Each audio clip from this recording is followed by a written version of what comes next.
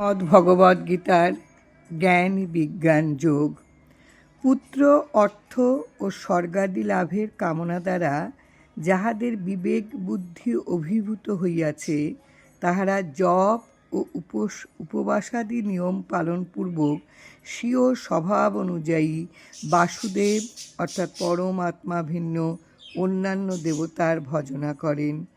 যে যে ভক্ত যে যে দেবমূর্তি শ্রদ্ধার সহিত অর্চনা করেন, সেই সেই দেবমূর্তিতে আমি তাহাদিগকে অচলা ভক্তি প্রদান করি।